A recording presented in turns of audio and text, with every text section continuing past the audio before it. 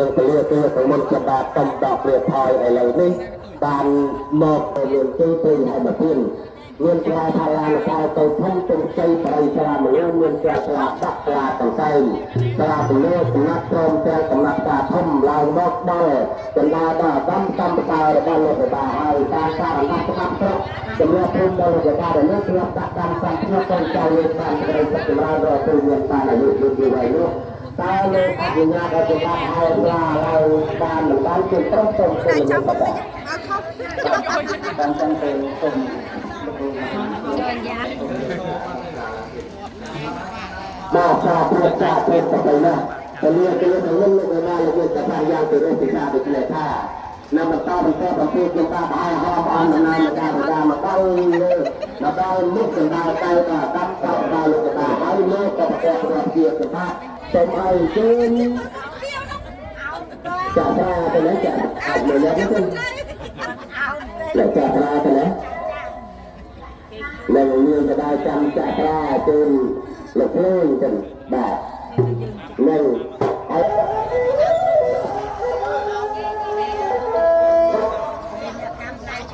ត្រឹមហ្នឹង